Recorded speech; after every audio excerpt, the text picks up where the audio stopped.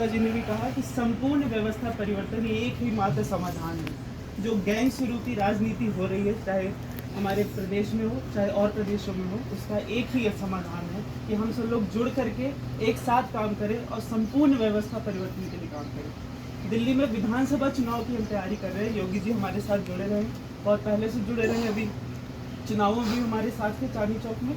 और दिल्ली विधानसभा चुनाव की हमारी एक एजेंडा सबसे बड़ा यही है कि जो गैंग शुरू की राजनीति है उसके खिलाफ हम जाए और कुछ ऐसा करें जो जन केंद्रित हो और एक साफ राजनीति की पहल हो। तो आप सबसे आग्रह है कि करोल बाग में हमारा नया ऑफिस खुला है, वहीं से हम सारे और राज्यों में जा रहे हैं। वहाँ पे कार्यकर्ता लोग हमारे जा करके जो विचारधारा है, हम सबकी विचारधारा है, अपने अपने तरीके से काम करें लेकिन विचारधारा सेम है। वो है कि जन केंद्रित मुद्दों को उठाएं और उनको आगे बढ़ाएं, ताकि ये जो गैंग बना के पार्टियां बैठी हुई हैं इनका काम तमाम हो और अच्छे लोग राजनीति में आएँ। तो इसी के साथ मैं आप लोग को आग्रह करूँगा कि हमारे कार्यालय आएँ, योगी जी के रेफरेंस से आएँ, मिले हमारे अध्यक्ष जी से, और अगर मन मिलते हैं तो साथ मिलकर काम करें, सहयोग करें। यही मेरा नई व्यवस्था के प्रारूप के बारे में बोले 2-4 लाइन क्या? नहीं, देखिए अभी दिल्ली में हमारा एजेंडा यही है कि जो 3-4 बड़े मुद्दे हैं, चाहे वो यमुना की सफाई हो, चाहे वो एमसीडी का भ्रष्टाचार हो, चाहे वो दिल्ली में स्कूलों और अस्पतालों का हाल हो, इन सब में बेहतरी लाई जाए। भ्रष्टाचार को कट और कमीशन का जो निचले लेवल पे जाल है वहाँ से शुरुआत करके ऊपर तक लेवल तक वो पूरी छानबीन करके एक अच्छे से व्यवस्था में परिवर्तन लाएगा। यही हमारी विचारधारा है। डिटेल में सारी बातें आपसे करने के लिए मैं आपको अपने कार्यालय पे आमंत्रित करता हूँ। करोल बाग में फैज रोड में हमारा ऑफिस है, वहाँ आएँ और हमारे अध्यक्ष जी से मिलें। आप सबसे मिलकर बहुत खुश होंगे और सबसे साथ मिलकर काम करना चाहते हैं। बहुत बहुत शुक्रिया। नहीं की जा रही है, चाहे वो शिक्षा का क्षेत्र है, चाहे वो चिकित्सा का क्षेत्र है या रोजगार का क्षेत्र है, महंगाई है, भ्रष्टाचार है, सबसे लोग परेशान हैं। सवाल यह है कि हम लोग व्यवस्था परिवर्तन करेंगे तो कैसा व्यवस्था बनाएंगे? वो एक टाइम था कि समाज में दबंग लोग, चाहे वो जाति के नाम पे चाहे जिस नाम पे, पढ़ने का अधिकार नहीं दिए थे। लेकिन आज ऐसा हो रहा है कि जिसके पास पैसा रहेगा वही पढ़ेगा। तो उस समय वैसे पढ़ने नहीं दिया, अब पैसे के दम पे पढ़ने नहीं देगा। इसलिए शिक्षा का अधिकार मौलिक अधिकार होना चाहिए, सबको पढ़ने का अधिकार होना चाहिए, A to Z, चाहे कोई भी सरकार आवे, जिसको जो पढ़ना है वो पढ़े, सरकार की जिम्मेदारी होना चाहिए। अगर व्यवस्था परिवर्तन कर चल रहे हैं, लोगों की जरूरतों को पूरा करने का लक्ष्य लेके नहीं चलेंगे, नाली पानी के झगड़े में रह जाएंगे, तो गाड़ी चलने वाला नहीं है। पैतृक उद्योगों पे क्या बताएंगे आप? पैतृक उद्योगों की शिक्षा कैसी होनी चाहिए? तमाम बातें हैं, छोट छोट, देखिए हर आदमी अपने अपने विचारों में अपना स्पष्ट कर देगा, लेकिन एक मोटा रेखा खींच दिया जो लोगों की मूलभूत आवश्यकताएं हैं जीवन जीने का, शिक्षा, स्वास्थ्य, आवास, रोजगार, इसके इर्द गिर्द ये मेन चीज अगर आ जाता है तो बाकी जो जरूरतें हैं, जो नीतियां हैं, वो बनाई जा सकती है, चलाई जा सकती है। Division of the ministry of home affairs, इस पत्र को मैं अध्यक्ष जी की सेवा में प्रेषित करना चाहता हूं, ताकि ये संशय न रहे हमारे लोगों के बीच में कि मैं फर्जी बात कर रहा हूं। मैं अपने लिए नहीं, अपने परिवार के लिए नहीं, संपूर्ण देश में के लिए, अपनी जान न्यौछावर करने वाले क्रांतिकारियों के विषय में बात करना चाहता हूं। और इस बात को मैंने सरकारों के माध्यम से कोर्टों में, मंचों में, विभागों में छानबीन किया, पता लगाया, तो पता चला कि आप अपनी लड़ाई सरकारों से स्वयं लड़ें, ये कोर्ट का मैटर ही नहीं है। अभी आपके इमोशंस की दलाली करता है, आपके विश्वास की दलाली करता है, हर प्रकार से कहीं ना कहीं दलाली करता है और देश को बेचता है, और हम बिकते जा रहे हैं। और ऐसा हमारे साथ छल कपट पाखंड कब तक चलता रहेगा? तो इसके लिए हमें कुछ ना कुछ स्टेप उठाना पड़ेगा। तो योगी जी ने बहुत अच्छा बात रखी कि व्यवस्था में परिवर्तन। यदि हम अलग अलग विचारों से, अलग अलग तरीकों से यदि लड़ाई लड़ते रहेंगे तो निश्चित रूप से हमें सफलता नहीं मिलेगी। और यदि हमें सफल होना है तो हमको कहीं ना कहीं एक मुद्दे पे एकजुट होना पड़ेगा, और उस मुद्दे पे एकजुट होके ईमानदारी से यदि लड़ाई लड़ी जाए तो ये चीज सारा कुछ पॉसिबल है, क्योंकि असंभव नाम की कोई चीज नहीं है। बशर्ते ये है कि हमारे मन में जुनून होना चाहिए कि इस काम को करना है, मतलब करना है। और मैं समझता हूँ यहाँ जितने भी लोग उपस्थित हैं, सारे लोग में जुनून है, जोश है, और इस क्रांतिकारी पहल का समर्थन कर रहे हैं, तभी आप लोग यहाँ उपस्थित हुए। ठीक है, मैं ज़्यादा कुछ तो नहीं कहना चाहता हूँ, मैं बेसिकली गेस्ट नहीं हूँ, होस्ट हूँ, समझ लीजिए मेरे को। तो लास्ट में मैं और आप लोगों से चर्चा करूँगा, और बहुत सारे लोग साथी आए हुए, उनको बोलने का मौका मैं चाहता हूँ। बहुत जय श्री बहुत राम, जय जय श्री राम। व उपस्थित सभी साथियों को मैं नमन करता हूं। और ना तो मैं नेता हूं, ना मैं समाज सेवी हूं। नरेंद्र भाई जी के साथ में जो थोड़ा समय मिलता है, जो मदद हमसे हो सकती है वो मैं कर देता हूं। मैं तो वकालत करता हूं फरीदाबाद कोर्ट में। मेरी आप सभी लोगों से ये विनती है, ये रिक्वेस्ट है कि कोई भाई कहीं भी कोई सामाजिक कार्य के लिए संघर्षशील है, या कोई कहीं चुनाव लड़ रहा है, जैसे विधानसभा के चुनाव आ रहे हैं, मुझसे जो भी मदद हो सकेगी, आर्थिक मदद मैं उनकी कर दूंगा, जो भी मुझसे संभव हो सकेगी। उसके अलावा मेरे कहीं कोई जानकार या कोई रिलेशन में कोई, उनसे वोटों की रिक्वेस्ट मैं कर दूंगा, चाहे वो दिल्ली में हो, हरियाणा में हो, या किसी दूसरे स्टेट में हो, जो भी जितनी मेरी कैपेसिटी होगी। बस मेरा ये अनुरोध है कि जो 30-40 लोग यहाँ बैठे हुए हैं, ये कम से कम इतने संगठित रहें, किसी की मदद के लिए वहाँ पहुँच जाएं, जहाँ जिसको मदद की जरूरत पड़ रही है, ये सारे लोग वहाँ पहुँच जाएं, क्योंकि इन्हें देख के बाकी लोग भी आ जाएंगे।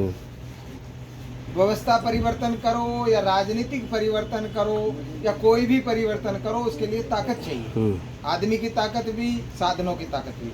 बिना ताकत के बिना आप परिवर्तन नहीं कर पाओगे। इसलिए ताकत जब बढ़ेगी, पहले आप संगठित हो जाओ जो यहाँ बैठे हैं। जब आप लोग संगठित हो गए तो बाकी और लोग भी आपके संगठन में आके जुड़ जाएंगे। कोई भाई इकोनॉमिक रूप से वीक है, वो ज़्यादा बोझ मत झालो, कम से कम अपना किराया भाड़ा लगा के, समय लगा के वहाँ आ जाओ। हो सके आने के बाद किराया भाड़ा भी उसे मिल जाए, वो समय देगा, क्योंकि कोई शरीर की का योगदान देता है, कोई दिमाग का देता है, कोई धन का देता है। जिसकी जैसी क्षमता हो वैसा योगदान दे दे। और अभी मेरे एक व्यक्तिगत विचार है कि अभी सरकार के विरोध में भी आपको लोग कोई कदम मत उठाओ, क्योंकि कदम उठाओगे सरकार कुछ लेगी, जो कुछ कर रहे हो उसे भी नहीं कर पाओगे। ताकत है उनके पास, जब आप ताकतवर हो जाओ तब उठा लेना। बहुत बढ़िया। और जो भाई साहब कह रहे थे वो देशभक्त की, उसके बारे में सुप्रीम कोर्ट में रिट डाल दो, क्योंकि क्षेत्राधिकार जो व्यक्ति अपनी एप्लीकेशन लेके जाता है, उसकी ड्यूटी बनती है कि क्षेत्राधिकार कहाँ बनता है, सरकार की ड्यूटी नहीं बनती। हम जिस डिपार्टमेंट, मतलब हमारे जो हुट्टा डिपार्टमेंट का काम है, एमसीडी का काम है, हम उसमें हम जाएंगे। ये नहीं कि हम दूसरे डिपार्टमेंट जाएंगे कि जी आपने बताया क्यों नहीं कि यहाँ क्षेत्राधिकार नहीं है। लेकिन मैं अपना परिचय बता के आगे बात रखूंगा कि व्यवस्था परिवर्तन की ये ललक मेरे अंदर कैसे आई। मैं कॉलेज करते हुए राजीव दीक्षित जी के विचारों को सुन रहा था जी। उनकी किताब, उनकी सीडी मुझे मिली किसी साथी के द्वारा। तो ये समझ में आया कि कहीं ना कहीं आज भी हमारा देश गुलाम है। फिर बाबा रामदेव के संगठन में भी जुड़े जी, अन्ना हजारे जी के आंदोलन में जुड़े, अरविंद केजरीवाल ने पार्टी बनाई, सोचा कि भाई सत्ता परिवर्तन से हो सकता व्यवस्था परिवर्तन हो जाए। क्योंकि अरविंद केजरीवाल का भी नारा था, बाबा रामदेव का, अन्ना हजारे, इन सबका क्या नारा था कि सच्चा स्वराज लाएंगे, व्यवस्था परिवर्तन करके दिखाएंगे। लेकिन साथियों, एक बात तो समझ में आई, 12 साल का व्यक्ति और व्यवस्था पे एक रिसर्च किया। उस रिसर्च में एक चीज सामने आई। अंग्रेजों ने 1947 में हमें पूर्ण आजादी नहीं दी। आज भी हमारा देश ना अंग्रेजों की भाषा, पैसा, शिक्षा, चिकित्सा, कानून, न्याय व्यवस्था, उनकी संस्कृति, उनकी प्रकृति, आज भी हम सब गुलाम हैं। ये सच्चाई है। और हमारे देश में केवल देश के गद्दार ही ये षड्यंत्र नहीं कर रहे हैं गुलाम बनाने का, हमारे देश में अंतरराष्ट्रीय तौर पे भी बहुत बड़े बड़े षड्यंत्र हैं साथियों, जिसका परिणाम ये निकला कि आज हर व्यक्ति पेट और परिवार से बंध चुका है।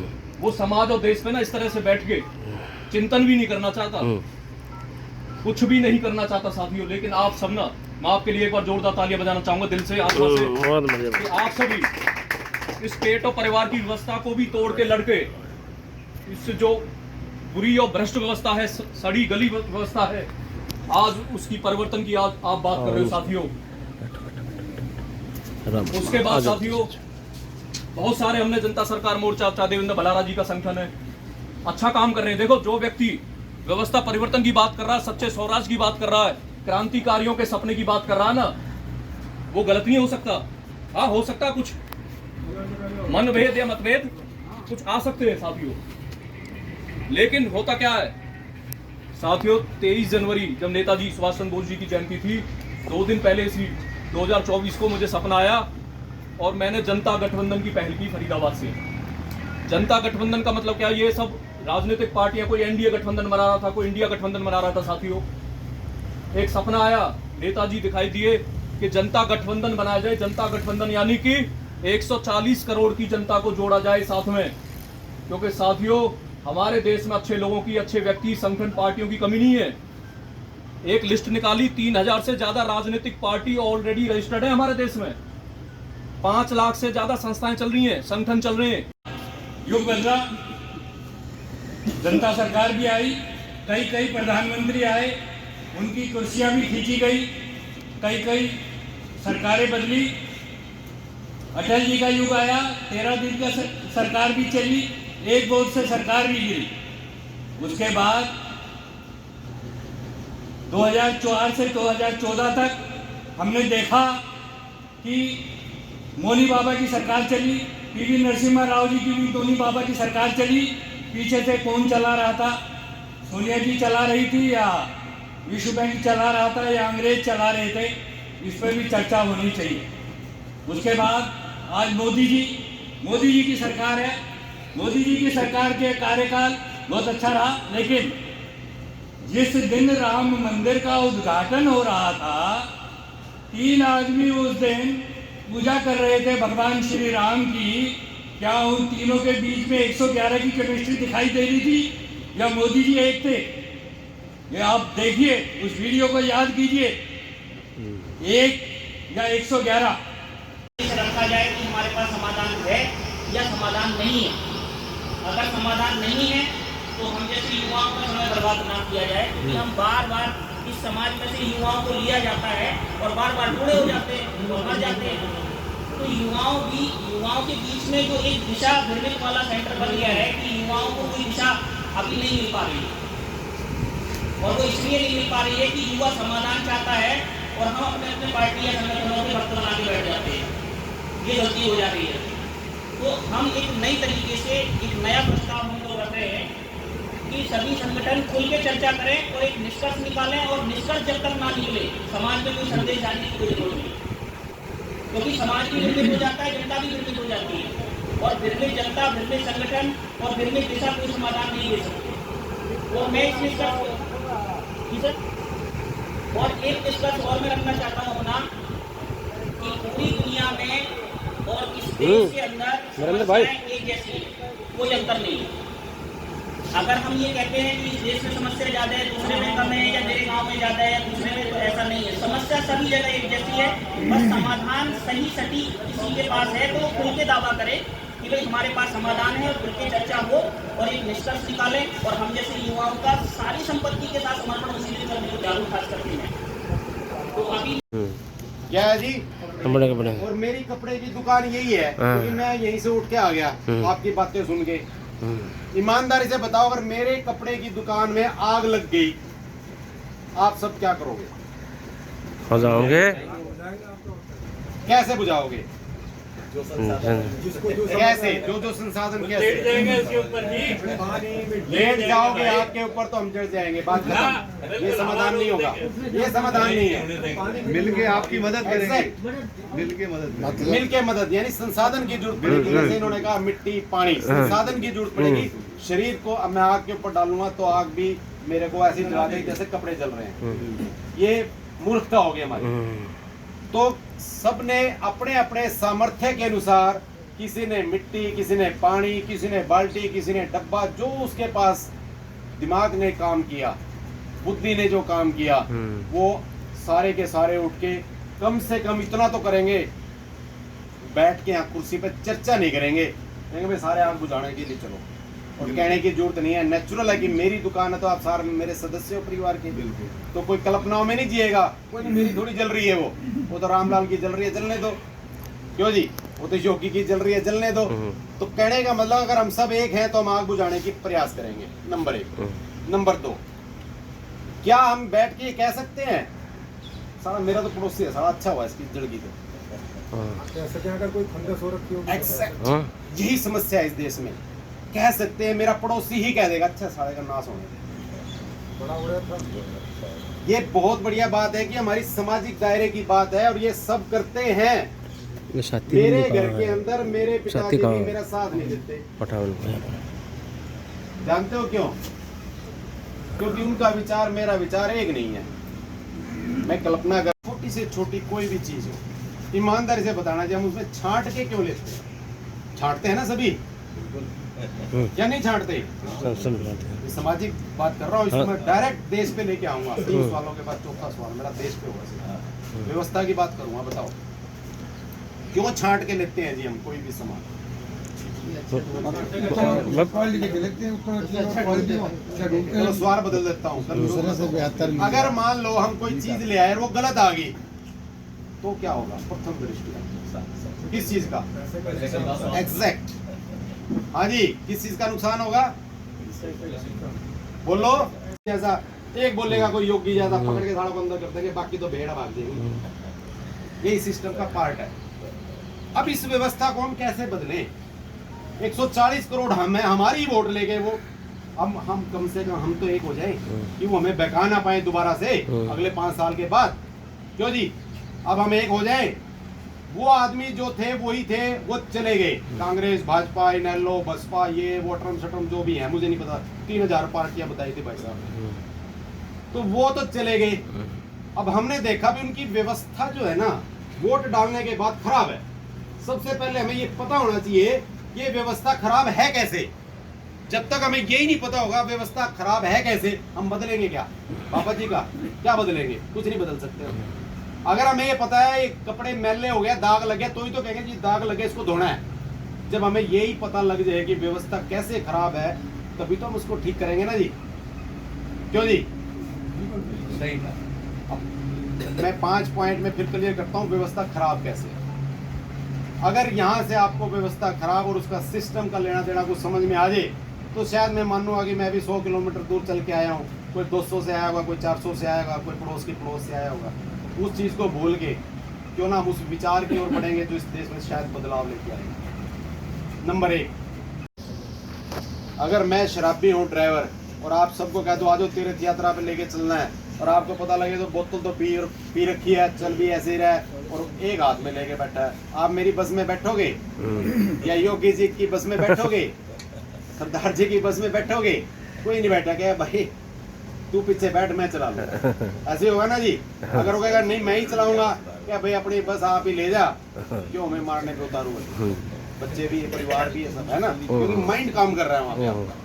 अब जब दिमाग काम कर रहा है तो दिमाग खोज कर रहा है आपका, इसका मतलब बुद्धिजीवी हैं हम सारे, और हर आदमी समझदार है भारत का। ना कोई भ्रष्टाचारी है, ना कोई रिश्वतखोर है। भ्रष्टाचारी तो है ही नहीं भारत में, कोई भी 140 करोड़ में से। ये सुनते सुनते कान पक गए हमारे कि भारत के लोग भ्रष्टाचारी, भारत के नेता भ्रष्टाचारी। कुछ नहीं है इस देश के अंदर भ्रष्टाचार, भ्रष्टाचार कुछ भी नहीं है। ये दिमाग से निकाल दो, ये शब्द ही निकाल दो, भ्रष्टाचार। क्यों? जिसको हम राजनीति बोलते हैं ना जी भारत की, हम उसका पार्ट नहीं बनते। पार्ट बनते हैं 5 साल में एक बार, उसको बोलते हैं लोकतंत्र। क्या बोलते हैं जी?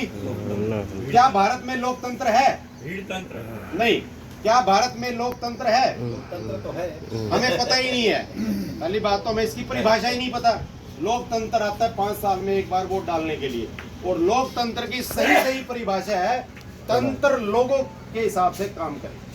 तंत्र मतलब विधायक, सांसद, मंत्री, IAS, IPS, चपड़ासी, जो भी आपसे सैलरी ले रहा है। शासन और प्रशासन। नहीं, हाँ, जो भी आप समझ रहे हैं। मेरे कहने का तात्पर्य साफ ये है कि जो नेता आपसे वोट लेके जाते हैं वही आदमी उस गद्दी पे बैठने के बाद पलट जाते हैं, रंग बदलते हैं गिरगिट की तरह, और हमारे पल्ले वही आ जाता है संघर्ष, मुर्दाबाद मुर्दाबाद मुर्दाबाद। ऐसे हो रहा है ना, यही चल रहा है, मुर्दाबाद मुर्दाबाद। हम मर जाएंगे मुर्दाबाद करते करते। कल तक हमने केजरीवाल की सपोर्ट करी, क्रांति के, आपकी क्रांति की नई शुरुआत के साथ। अब वो भी बदल गया, कहते हैं, बड़ा अखबार में पढ़ रहा था, केजरीवाल मरवाना चाहता है मोदी को। अब पता नहीं मरवाना चाह रहा है कि अच्छा है, साढ़े मर्जे मार दे तो कोई किसी को। तो कुल मिला के 3 सवाल करूंगा आपसे मैं, और आपने क्या करना है, इस व्यवस्था के पार्ट से जुड़ना है। कोई भी नेता जब, या उसका कार्यकर्ता जब वो आपके पास आए गली मोहल्ले में वोट मांगने, अगर आपके माँ बाप आगे खड़े हो तो उनको कहना आप तो थोड़ा पीछे हो जाओ, क्योंकि कार्यकर्ता है ना, उस टाइम वो हाथ जोड़ रहा है हमारे आगे, पैर पकड़ रहा है। उस टाइम हम कर सकते हैं उससे सवाल, मीठा मीठा कर लेंगे, कोई ना कोई गलत भी कर लेगा मेरे जैसा बोल के, ऊंची आवाज में भी कर लेगा अंकल जी जैसे। उसको ये कहो कि भाई जिस भारत माता की आजादी के लिए भगत सिंह, राजगुरु, सुखदेव, अशफाक उल्लाह खान, चंद्रशेखर आजाद, सुभाष चंद्र बोस, 7,52,000 कितने भाई साहब ने एक ने बोला था, इतने आदमियों ने कुर्बानी दे दी इस भारत माता की आजादी के लिए, तू उस माँ से मेरे वाले लफ्ज यूज करते तो बहुत बढ़िया रहेगा, क्योंकि उनको पता लगेगा भी ये मुर्दे नहीं है, भी ये बोलते भी हैं। कहना अबे हरामखोर, ये बता जिस माँ की आजादी के लिए कुर्बानी दे दी अपनी अपनी जवानी में जवान लोगों ने, तू उस माँ से हर महीने तनख्वाह, भत्ते और पेंशन क्यों लेता है 5 साल के बाद? हर व्यक्ति हर काम नहीं कर सकता, लेकिन हर व्यक्ति कोई ना कोई काम बहुत अच्छे से कर सकता है। एक लाइन लिखी हुई है, भ्रष्ट राजनीतिक व्यवस्था परिवर्तन, साफ साफ एकदम स्पष्ट लिखा हुआ है, भ्रष्ट राजनीतिक व्यवस्था परिवर्तन। अब जो मैंने बोला कि हर व्यक्ति हर काम नहीं कर सकता, लेकिन हर व्यक्ति कोई ना कोई काम बहुत अच्छे से कर सकता है। उसको इससे ऐड करूंगा, कोटेशन में शामिल करूंगा, राजनीतिक व्यवस्था परिवर्तन और सामाजिक व्यवस्था परिवर्तन, ये दोनों अलग अलग विषय हैं। यदि कोई राजनीतिक व्यवस्था परिवर्तन की लड़ाई लड़ रहा है तो जाहिर सी बात है सामाजिक व्यवस्था परिवर्तन की लड़ाई लड़ने वालों के ऊपर सीधा टकराव होगा, सीधा टकराव होगा, क्योंकि वो रास्ते अलग हैं। राजनीति एक अलग चीज है। आप क्रिकेट के नियम शतरंज पर लागू करेंगे, नहीं खेल पाएंगे। सीधा सा है, मैं बहुत कड़वा बोलता हूँ, मैं अपने पूरे संगठन में भी इसलिए फेमस हूँ कि ये आदमी बहुत कड़वा बोलता है।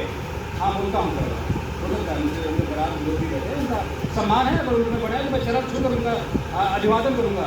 लेकिन अगर कहीं मेरी बात कड़वी लगे तो मंच चले लीजिए। आप जितने सवाल जवाब करना चाहेंगे, आप उम्र में बड़े होने के नाते, मेरे बड़े भाई होने के नाते मुझे 2 थप्पड़ मारना चाहेंगे, स्वीकार, मुझे कोई गिरेज नहीं, और अपनी कमियां स्वीकार करना आया हूँ। और आप सबकी जो है, आपको जो है बनाना है, अगर आपका मतदान बन गया तो भविष्य बन जाएगा, और भविष्य के लिए कर्म करना पड़ेगा, कर्म से कुछ होना नहीं है। बड़े बड़े नेता आए, बड़े बड़े महापुरुष आए, लेकिन यहाँ रुक नहीं पाए, इसलिए आपको अच्छे कर्म, अच्छे विचार ये बहुत जरूरी है।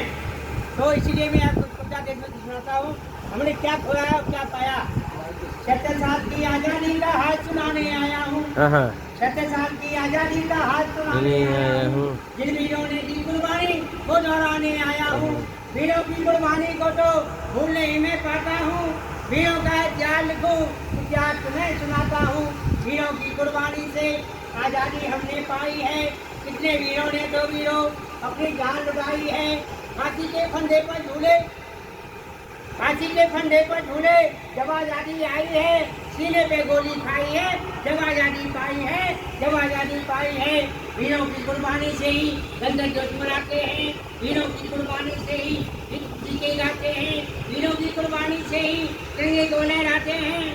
वीरों की कुर्बानी से ही इंद्री कोले रहते हैं, वीरों की कुर्बानी से ही पंडे अगस्त मनाते हैं, पंडे अगस्त मनाते हैं। मैं जाने में घूमता लेकिन शिक्षा का आधा गिरा हुआ है, शिक्षा का बाद घुराना करता है, अग्रीमेंट करता है, तो पढ़ाई किस बात की है? ज्ञान नहीं आया, सेवा नहीं आई तो राज कैसे चलाएंगे? आज़ादी का क्या मतलब था? क्या हमने है अपनाया? छलकपटी और बेईमानी का नशा यहाँ पे है छाया, चोर बाजारी बेईमानी, चोर बाजारी बेईमानी का चोर यहाँ पे है पाया। त्याग और सेवा का तो हालात नहीं नजर आया, हालात नहीं नजर आया। जंगल सारे खत्म किए हैं, हरियाली नहीं रहेगी, जीव जंतु पक्षी नहीं रहेंगे, हम राज किस पर करेंगे? हरियाली तो खत्म की है, बिना हरियाली इस दुनिया में कैसे हम पाएंगे? कैसे आगे पेट भरेंगे? कैसे हम चल पाएंगे? कभी भी आइए, मैं आपकी पूरी मदद करने को तैयार हूँ, मैं आपके साथ खड़ा हूँ। हमारे घर पर जो भी कोई बात हुई है वो किया है। मैं 8 विश्वविद्यालय में पढ़ा हूँ, मैं बहुत से रिटायर्ड अफसर हूँ, ठीक है ना। जितेश गंगवार को सिर्फ SSP में सेलेक्ट हुए थे, समझ रहे? ये कर्नल नहीं बने हैं। मैं 15.5 साल नौकरी किया हूँ, मुझे पेंशन मिलती है और मैं कार्यक्रम जंग लड़ा हूँ और जितनी पेंशन मिलती है मैं सेवा रक्त करता हूँ, पूरी पेंशन दान में भी देता हूँ, मैं पूरी पेंशन दान में देता हूँ। मेरी बेटी भी मेजर है, मिसेज हमारी डायरेक्टर है, मैं सुप्रीम कोर्ट में वकील हूँ। तो मैं जो काम सामाजिक न्याय के काम करता हूँ उसमें आप आइए। और 25 लाख लोगों को मैं अगले 25 जून को रामलीला मैदान में जो 50 वर्ष जो होगा गोल्डन जुबली कार्यक्रम होगा आपातकाल का, उसको मैं रामलीला मैदान में ला के करूँगा। अगर आप लोग चाहें तो साथ में जुड़ सकते हैं और देश की व्यवस्था को बदल सकते हैं। अगर ये कानून 4 लागू हो जाए, मैं बताऊंगा कानून में और कहाँ खामियां हैं और हमको कहाँ से क्या लेना है ये समझना पड़ेगा। ला कमजोर नहीं है, सिर्फ कमजोर क्या है, हम लोगों को ज्ञान नहीं है, अज्ञानता में है। आधी अधूरी जानकारी दी जाती है, यूँ करके नोट दिखा दिया, यूँ दिखा दिया, यूँ नहीं दिखाते हैं। आधी जानकारी के बिना हम लोग अपरिपक्व हैं और हम लोग इसीलिए पिस रहे हैं। 77 ईयर से यही हो रहा है, 77 होने जा रहे हैं। इसलिए मित्रों, कानून का व्यक्ति हूँ मैं और मैं चाहता हूँ कि हम लोग कानून को अच्छी तरह समझें और सही दिशा में लड़ाई लड़ें। और आप लोग हमसे समझ लें, इसमें नंबर लिखे हैं, आपको ऐप मिल जाएगी। ऐप में सिर्फ 4 कॉलम भरना है, अपना नाम, अपने पिता का नाम, अपना मोबाइल नंबर, आपका पता, आपका फोटो और किस कैटेगरी में है, जेल वाले हैं, घूमकर वाले हैं या सताए हुए लोगों में हैं या उनकी औलाद है। रजिस्टर करिए, जितनी भी होगी मुझे समय मिलेगा मैं बताऊंगा। धन की कमी नहीं है, नियत और नीत की कमी है। नियत क्या है? आपका जेब का माल मेरी जेब में आ जाए। नीत क्या है? चेहरा देख के काम करते, तिलक वाला तिलक को देखता, मूछ वाला मूछ को देखता, तराजू वाला तराजू देखता, इस तरह की नीत बनी हुई है। अगर ये सब चीजें हम लोगों में नेशनलिज्म और पेट्रियटिज्म नहीं सिखाया गया है, राष्ट्रीयता और भारतीयता नहीं बताई गई है, और जब तक देशवासियों के अंदर राष्ट्रीयता और भारतीयता नहीं आएगी तब तक एकता नहीं आ सकती है। इतना बात ध्यान रखिएगा। सबसे पहले भारतीय बनिए, सबसे पहले राष्ट्रीय बनिए, सबसे पहले पेट्रियटिज्म जाइए, तभी आप कुछ कर सकते हैं। नहीं तो भिन्नताएं बनी रहेंगी और आप कुछ नहीं कर सकते हैं। मेरी बात खत्म करने के पहले मैं कहना चाहूंगा कि तुमने नहीं चाहा वरना हालात बदल सकते थे। तुमने नहीं चाहा वरना हालात बदल सकते थे। मेरे ये आंसू तुम्हारे भी हो सकते थे, मेरे ये आंसू तुम्हारे भी हो सकते थे। तुम झील बनकर ठहरे रहे एक जगह, दरिया बनते तो मंजिल तक पहुंच सकते थे। मंजिल आपकी पार्लियामेंट और असेंबली है और आप पहुंच सकते थे। आप आइए, साथ दीजिए, अगली लोकसभा में आपकी सरकार बनेगी। धन्यवाद, नमस्कार। बदल दो बेईमानों का राज बदल दो, तख्त बदल दो, ताज बदल दो, बेईमानों का राज बदल दो, तख्त बदल दो, ताज बदल दो, बेईमानों का राज बदल दो, तख्त बदल दो, ताज बदल दो, बेईमानों का राज बदल दो। भारत माता की जय, भारत माता की जय, समस्त सब शहीदों की जय, समस्त शहीदों की जय, साधु संतों की जय, साधु संतों की जय, गौ माता की जय, गौ माता की जय, भारत माता की जय, भारत माता की जय। इंकलाब जिंदाबाद, इंकलाब जिंदाबाद, इंकलाब जिंदाबाद, इंकलाब जिंदाबाद, इंकलाब जिंदाबाद, हिंदुस्तान जिंदाबाद, भारत जिंदाबाद। हाँ मेरे क्रांतिकारी बंधुओं और मेरे देशभक्त साथियों, एक अहम बात बताना चाहूँगा कि आज जो क्रांति आश्रम में जो मीटिंग हुई है उसमें 11 सदस्यों की एक कोर कमेटी का गठन किया गया है, यानी कि 11 क्रांतिकारी देशभक्त एक असामान्य सोच जो बदलाव सोच रखते हैं वो संगठित हुए हैं और उसका नाम दिया गया है संयुक्त क्रांतिकारी मोर्चा, जो दिल्ली और संपूर्ण भारत में कार्य करेगा। संयुक्त क्रांतिकारी मोर्चा से जुड़ने के लिए संपर्क करें। फोन नंबर आपके नीचे होंगे। मेरा नाम योगी माथुर, गांव कराड़ा, दिल्ली कैसी, और फोन नंबर 70 82 43 जय हिंद, जय भारत, वंदे मातरम, भारत माता।